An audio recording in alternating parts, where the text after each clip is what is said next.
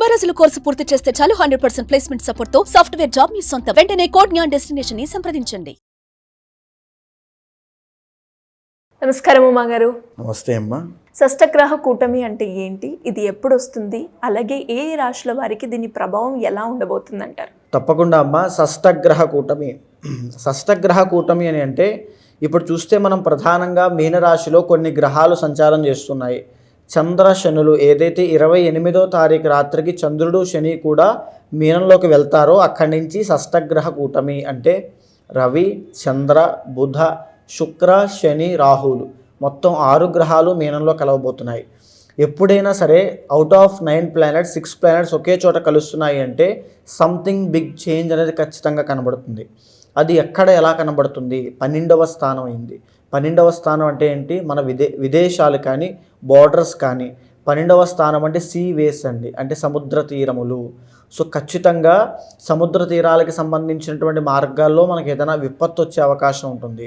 మీరు చూస్తే కొన్ని సంవత్సరాల క్రితము ఇలాంటి షష్టగ్రహ కూటమి పట్టడం వల్లనే మనకి కరోనా వచ్చింది. సో సేమ్ షష్టగ్రహ కూటమి ఇప్పుడు 12వ స్థానంలో మీనంలో పడుతుంది.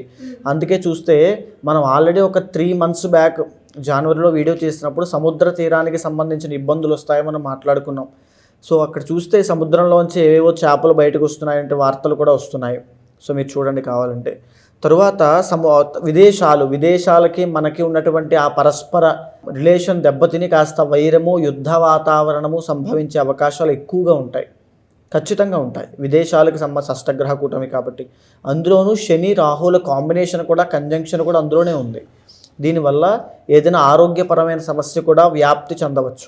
అయితే ఇది జనరలైజ్డ్గా భారతదేశానికి సంబంధించి దేశ గోచారానికి సంబంధించింది. సో ప్రతి ఒక్కరూ అప్రమత్తంగా బోర్డర్స్ దగ్గర జాగ్రత్తగా ఉండాలి. యుద్ధ వాతావరణం వచ్చే అవకాశం ఉంది. అయితే ఇప్పుడు రాశుల పరంగా చూసుకుంటే ఈ షష్టగ్రహ కూటమి కొన్ని రాశుల వాళ్ళకి రాజయోగాన్ని ఇస్తుంది, ఖచ్చితంగా ఇస్తుంది. ఉదాహరణకి వృషభ రాశి తీసుకోండి.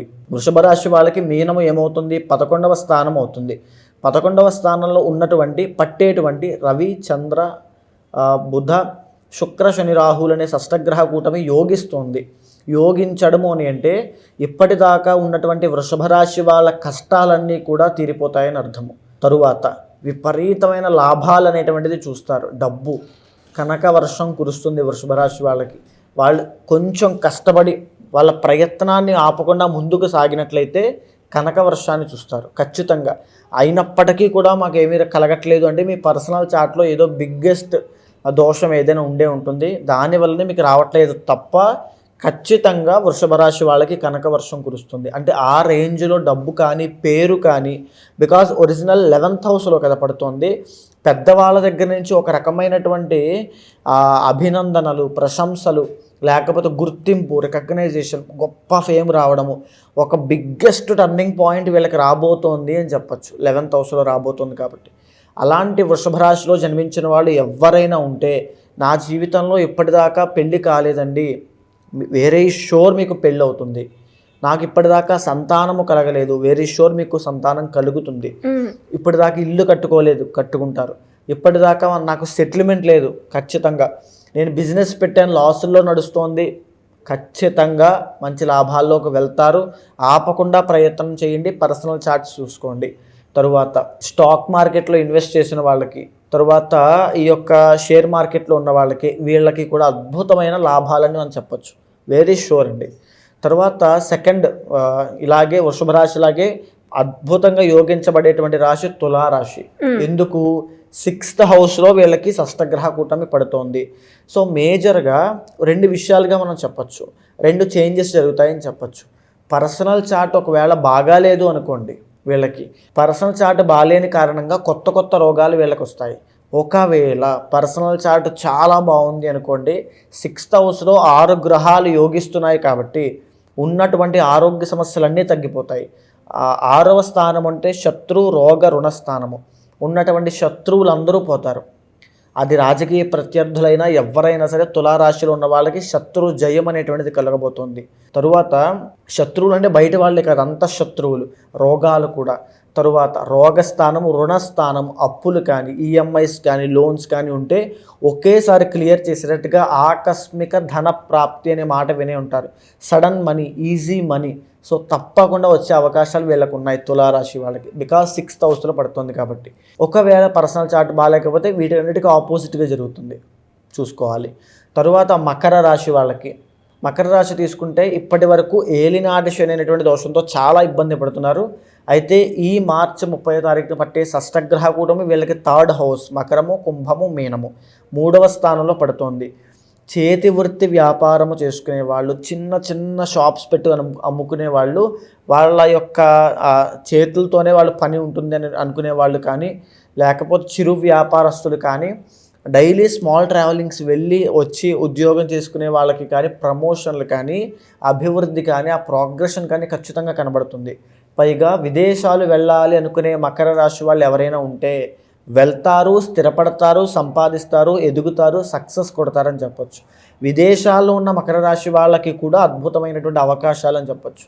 ఇప్పటిదాకా ఏమీ లేదండి, వస్తాయి, ఖచ్చితంగా వస్తాయి. పర్సనల్ చార్ట్స్ చూసుకోండి. 3rd హౌస్లో పడుతుందంటే అది మామూలు విషయం కాదు. 6 గ్రహాలు కలవబోతున్నాయంటే మంచి జరగబోతుంది.